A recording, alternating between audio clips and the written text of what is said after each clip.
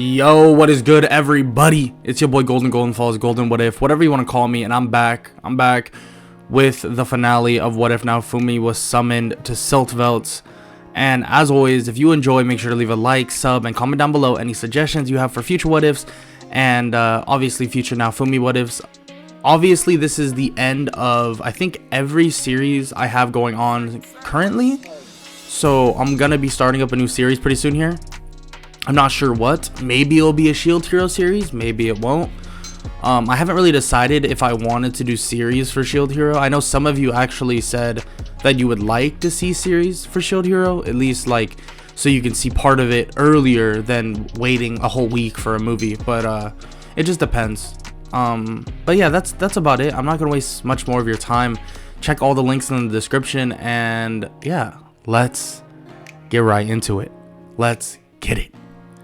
The giant werewolf-like creature stands in front of the four of them, stands and stares daggers into Naofumi, and the sword in his mouth begins to get engulfed in his body. It's as if this wolf or werewolf-like creature is manipulating this sword, and immediately Akari knows the danger of this and shoots up a magic barrier. The wolf slams into the barrier, but Akari cannot hold it. Cynthia and Raphtalia try their best to dash in and fight it, but even that really isn't going to help. He tries his best to also help in terms of getting them in and out of harm's way, but it seems like this creature is insanely strong, insanely powerful. But Naofumi can feel something in his shield. Feels something extremely powerful. It's as if all the good feelings and everything he's been feeling throughout this entire journey is coming to fruition. His humbleness, his want to help everybody, all the things that in another universe were smashed and thrown away at the first day he was there.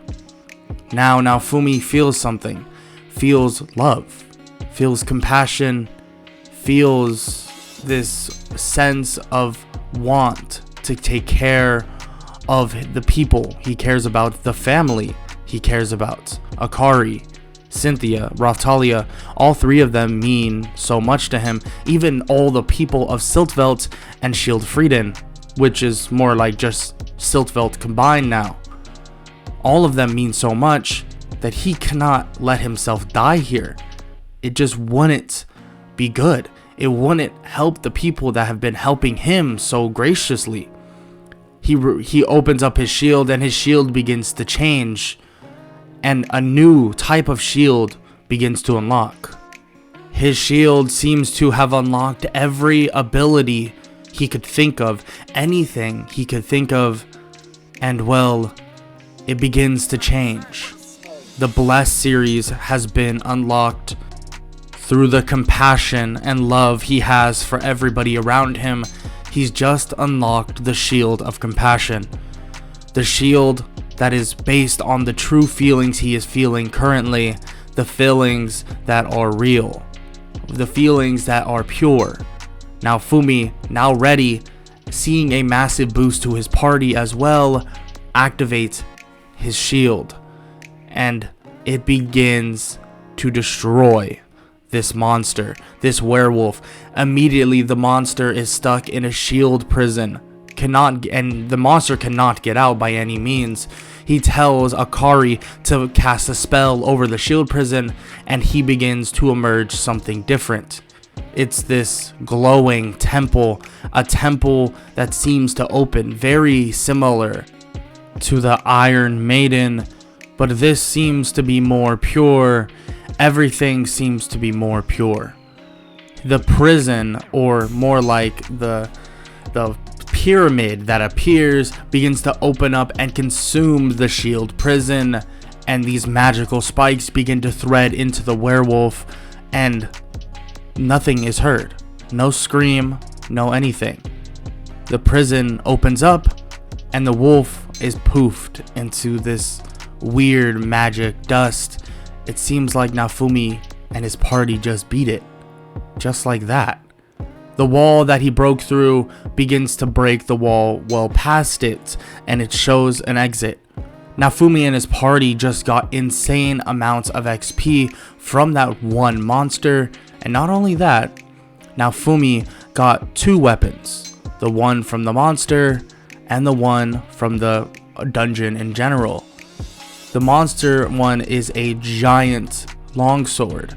It seems like it has no weight to it, as if it's in a way weightless, and Cynthia picks it up and can feel that it's weightless as well, and Raphtalia says that if she wants that one, she'll take this one. Eventually they agree on it, and Naofumi and all of them just head out of the dungeon. With the dungeon over, they decide that they're going to do some training here and there, or some leveling up here and there, but also get everything in order for the next, wave. And since they want to do this, they begin scouring all over Siltvelt entirely, trying to find anything that would make it easier for them to defeat the wave.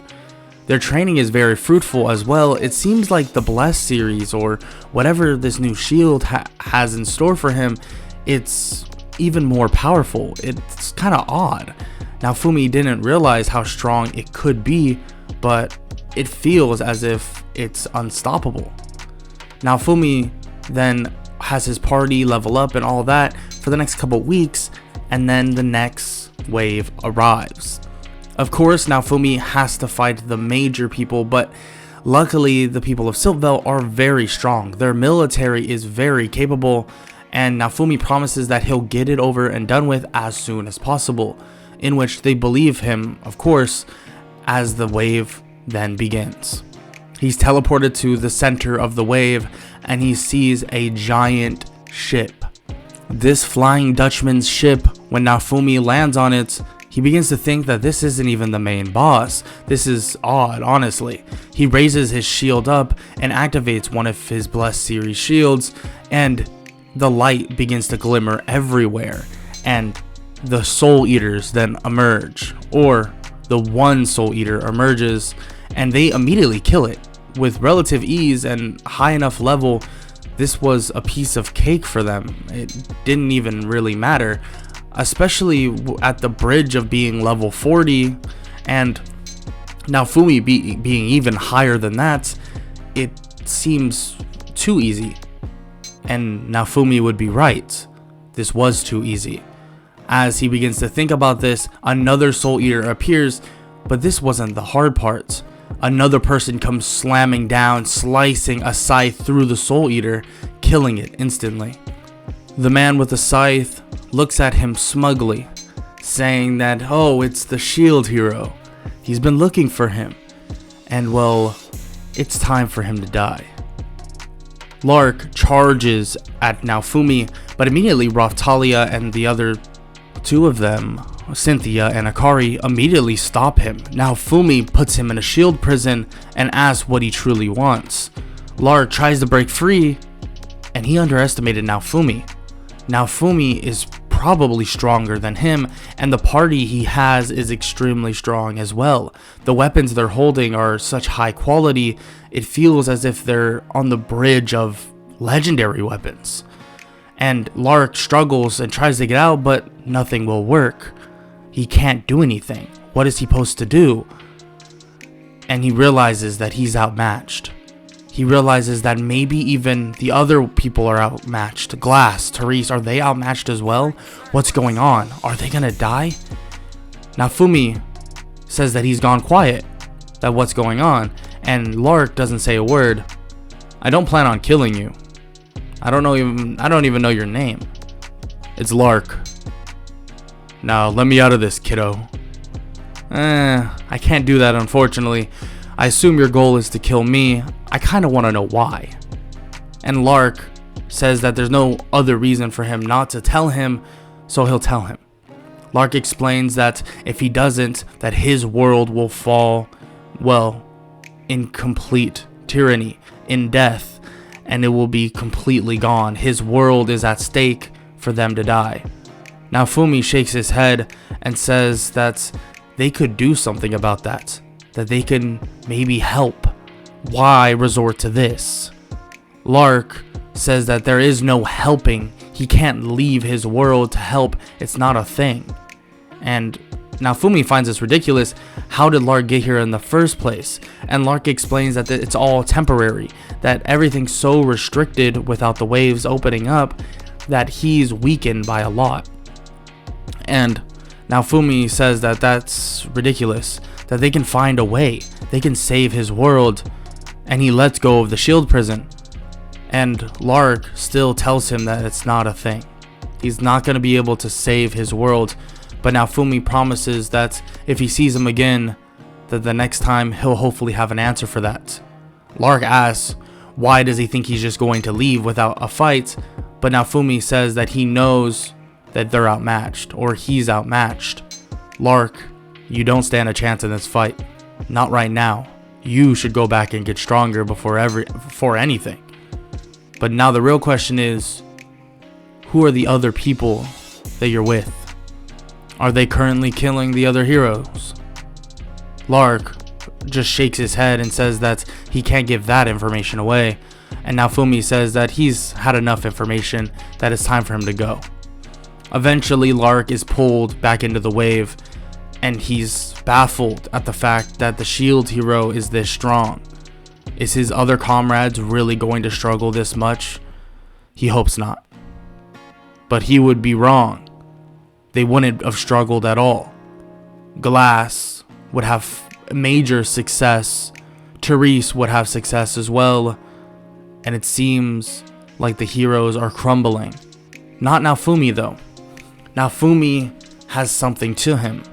Has something else. Eventually he learns of Melromark. Or at least the queen reaches out and tells him about what happened there. He asks what is she talking about, and she says that during one of the waves, a woman by the name of Glass hurt the spear hero incredibly bad.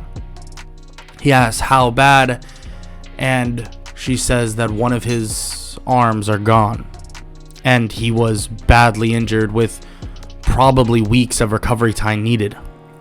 Naofumi is shocked to hear this and asks what she wants and what he should be doing, and she asks if she can somehow get help from him. And she knows that this is a long shot, but she has suspicion that the Pope might use this time to take over. Naofumi says that that's really not his problem. His problem is the fact that they have a hero with one arm gone, that this is bad. And she agrees and says that even his whole party was dead, except for her daughter, in which she has an arm and a leg missing, and one of her feet is gone, so she wouldn't even be able to walk again. His party was that hurt, huh? Yes, very much so. Do you have any word about the other heroes? Sword? The bow? She begins explaining that the bow hero seems to have taken out a king that was basically ruling with an iron fist and was horrible, a horrible person, and known as this pig king, that he would take women and torture them. But now someone else is in, and it seems like it's even worse. The bow hero doesn't realize it though. The sword hero, on the other hand, was able to survive, not without injuries. His whole party died as well, but even he is at a loss for words, at a loss for everything. He believes that they just weren't strong enough. It seems like whatever came during this wave was a serious problem. Naofumi doesn't even know how to take this. Why are the other heroes this weak compared to him?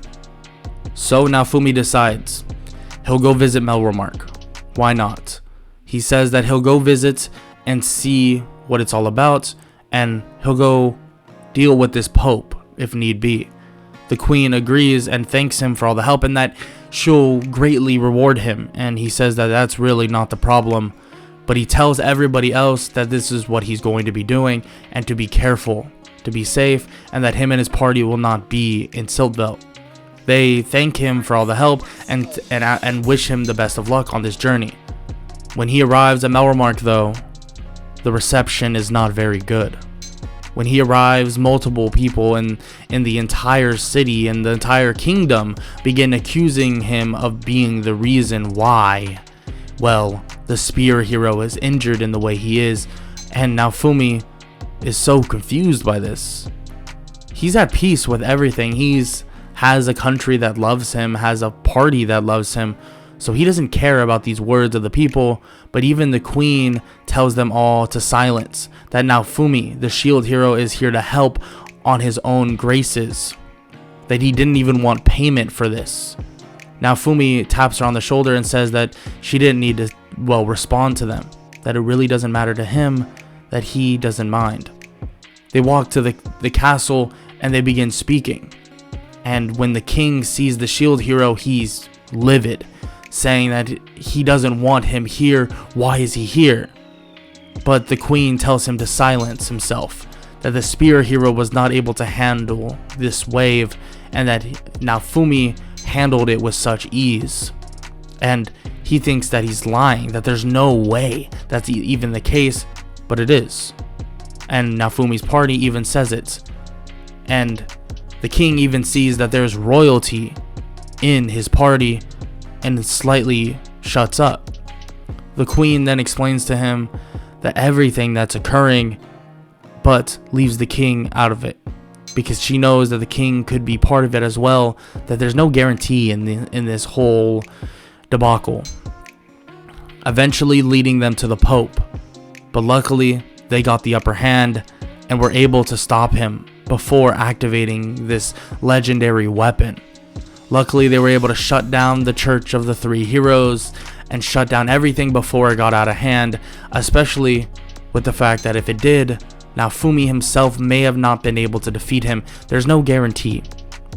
But while they're there, Naofumi says that his whole party is at a max level, so they should get their class upgrades. And the queen finds this to be a great idea and even invites him to this archipelago, this training event that's going to occur very, very soon. And he's shocked to hear it. And he says that this is a great idea for him, that they can get their class upgrade and power level as soon as possible. And she finds this to be great as well, that he's already very powerful, but this could bring him even over the top, him and his party. And he says that, yeah, he agrees, but what about the other heroes? She says that they'll get an invitation as well. There's no guarantee that they'll arrive, but they can hope for the best. He then asks if he can invite any of the military from Siltvelt, that they could benefit from this greatly as well. And she says that that is just fine. Any adventurers or anything like that can join, and that they can benefit from all of this training. He nods and says that he'll spread the word, and they'll be ready for this next wave to come. But he is worried. The spear hero with no arm, and frankly his whole party is diminished. What are they going to do? And the queen shakes her head, saying that she's not sure. She's not sure, and that this could go really bad really fast. And that is very true. Naofumi even knows it, that he knows how strong he is, but he doesn't know how strong these other people are. Can they really keep up? Is there even a chance in hell that this works out? The personalities of these people, he's heard about them. The carelessness of the bow hero, the insignificance of Ren, the sword hero, the fact that he only thinks about himself and nobody else, and the spear hero, the fact that he's so lustful that he doesn't know how to pick and choose what his true job is. Naofumi is disappointed, very disappointed, and decides that he'll train as best he possibly can, but tells the queen that there's no guarantee that they even come out of this alive, that he may be the only hero standing, and then eventually he will fall as well. His party says that that's not going to happen, that they promise that they'll do their best, they'll make sure that but he cuts them off. Look, this is reality. Unfortunately, we cannot control what these other heroes are doing, but we can control what we're doing. We can protect these people as long as possible, as long as I'm alive. But once I die, it'd be up to you three. And anybody else you can gather together. That's why every leveling moment, every moment we get to train is important. Very important. And their party is shocked to hear this. They've never really heard Naofumi speak like this. He's so compassionate all the time, and the fact that he's so serious. Even the queen backs the idea that he's talking about. But with all that said, and all that said and done, it's time for some training and for some class upgrades. After the class upgrades are said and done, Naofumi goes back to Siltvelt, explaining to all the adventurers and people that want to train and get stronger for the waves that there's an archipelago event at Kalmyra. And they're shocked to hear this, and shocked to hear that they got the invitation.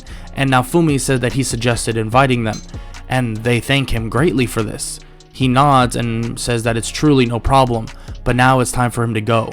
He needs to head over, and he needs to level up as much as possible in hopes that they can step up, go to the next level. And he heads off. And when he arrives at Kalmyra, he sees someone very familiar, Lark. Naofumi asks what he's doing here, and his party is shocked to see him as well, especially with another woman. And they know who he is, and they know that he knows who they are. They're not going to fight. They're actually debating on this idea if they should try to kill him or not, or kill the other heroes. The other heroes are pretty injured. Ren and Itsuki maybe not as much as the spear hero, because Glass got to him first, but Lark and Therese explain that this is the only way. And Naofumi tells them that the only way that he will die is not by them. They will not be able to kill him. He outclasses them, and it's that simple. Lark is kind of mad by this. He's pissed because he knows Naofumi is correct. He is outclassed. Naofumi outclasses them entirely, but can he outclass all three of them at the same time? He's not so sure, but he doesn't even want to bring that up. He doesn't even want to think about that at the moment. So Naofumi then arrives at Kalmyra with his party, obviously, and they begin their training. Immediately training at the strongest places they possibly can, trying to power level their way through it, and they gain levels exponentially. Eventually seeing someone with a bow. It's Itsuki. It seems like Itsuki and Ren, the sword and the bow hero, actually were able to arrive, and he greets them, introducing himself, seeing that Ren doesn't even have a party, and Itsuki finally was able to reform a party for himself. And he begins to ask Ren if he's going to make a new party, and he explains that none of them are strong enough anyways. And Naofumi has a little chat with them and has some time to speak with them truly about everything and about how they feel about all of this. And they still take it as some sort of video game. They watch their entire parties die, more or less, and the spear hero has limbs missing, but guess what? They don't care? They think it's a video game? Naofumi is livid by this and says that they're all going to die very quickly if they think that's true.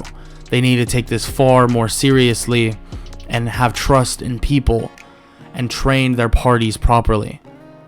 Naofumi says that's all he's going to say, and that he doesn't have anything else to, bring up. He leaves and continues his power leveling. He realizes that all he needs to focus on now is himself and his party. That's what matters. And that's what's going to matter in this next wave.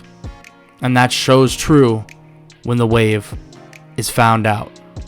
During one of their days off, Naofumi finds this underwater dragon hourglass that says that Kalmyra is going to be attacked in the next 48 hours. This is ridiculous. He doesn't know why Kalmyra would be attacked this soon, but he jumps on the opportunity. He tells the queen to get ready an arsenal, and even goes to Siltvelt once again, telling them to get ready as well. He explains to them that Kalmyra seems to be the only place that's going to be attacked at the moment, and yes, they're going to be spreading some materials thin, but he promises that he'll gather the materials once again for the next wave that will happen in Siltvelt. They say that he doesn't need to explain himself, that they trust him, and that they go out, and they're gonna go out and fight for the shield hero. So, this wave, 48 hours later, begins. Tons of fish monsters and a fish monster boss appear, and frankly, Raphtalia, Cynthia, and Akari beat it as if it was nothing. Really, it was nothing. But even the other heroes, including the spear that just arrived, see that they're extremely outclassed. That they have no chance if they aren't as strong as Naofumi, if not stronger. They need to be stronger than him. And this would show apparent when Glass, Lark, and Therese arrive. Naofumi approaches them. Did you think about what I said? We could try to save your world. We could try. I know it's not a guarantee, but we can. How about it? They shake their heads and say that there is only one way, and that's with the death of the heroes. They immediately shoot blasts and avoid Naofumi and try to attack the other heroes, and he throws up an airstrike shield to block them. He immediately sicks Raphtalia on Lark, and Lark is overwhelmed by the fact that Raphtalia is extremely strong. With the sword she's wielding and the level she's at now, she's even stronger than before. Cynthia immediately doubles up and attacks Lark, landing a critical blow on him. Glass realizes that this is not going well, and Akari immediately stands in front of her ready to fight. Akari being extremely strong and well versed in magic, now the real fight begins. Akari immediately encages everybody in this magical barrier, and Naofumi begins to trap each and every one of them into shield prisons, and they're being overwhelmed. This wasn't a fair fight in the first place. They thought they maybe stood a chance 3 versus 1, but Naofumi is far outclassing them. Naofumi asks if they're really willing to throw away their own lives, that they could keep their lives, go back, and they can figure a way out to save their world. Naofumi is shouting, is mad, he's pissed. He doesn't realize that he's getting this frustrated, but even his party sees it. Naofumi wants to help so badly that it's getting him that mad. Not to the point that he's going to want to kill these people by any means. It's not Naofumi's, way of doing things, but he's telling them over and over again that they can figure it out, that he'll help them. Whatever his party can do, they'll do.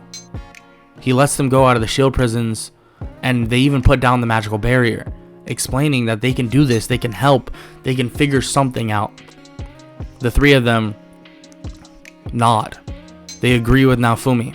They say that maybe he can help, that this show of power proved it, and that maybe they can do something. The wave begins to pull Lark, Therese, and Glass back in, and the shield hero, Naofumi, stands there and begins speaking to them. I'll see you all soon. We're gonna figure this out. That's a promise. The other heroes question why he's letting them leave. If he just kills them, that guarantees the safety of their home. What is he doing?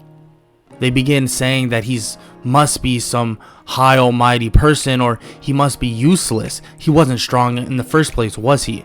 Immediately, Naofumi scoffs at this. Are you seriously questioning how strong I am right now? All 3 of you stood no chance against them. Frankly, I could have killed them, but that's not what I want to do. What, you all think this is a video game? You think if I kill these people, they're gonna respawn back in their world? That's not how it works, guys. When I kill somebody, it would be over. Their life is gone. They're not waking up the next morning.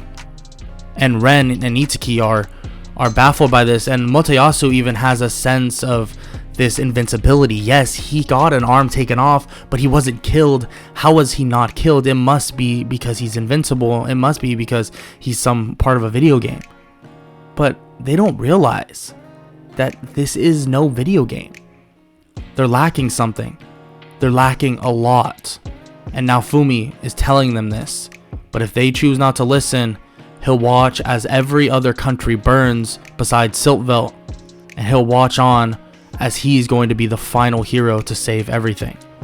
Or they can choose to listen to him, follow along what he says, and convince themselves that this is no video game. This is now their real life. Naofumi puts out a hand and asks them, are you willing to make that sacrifice? Change your mindsets? Truly, are you? The three of them are shocked to hear this, and Itsuki steps up, and so does Ren, putting out their hands and grabbing onto Naofumi's. They both say that he's right. They need to step up. They need to do better. And doing what they're doing now isn't cutting it.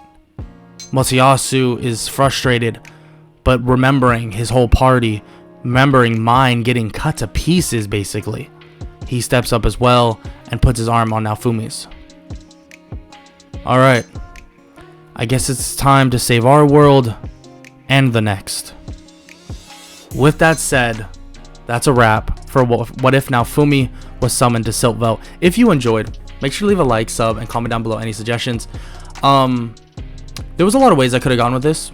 I could have probably continued this into another direction as well. This does leave it kind of open in the air for season 2. So if season 2 comes out and I truly feel like coming back to this What If, I definitely could. 100% I could. So keep that in mind.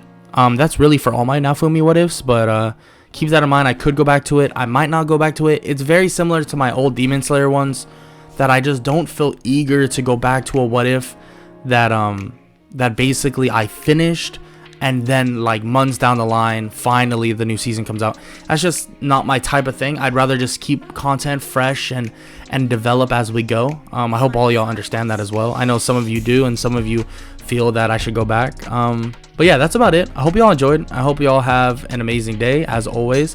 I hope yeah, I think that's about it. And yeah, hope all y'all have an amazing day, and later.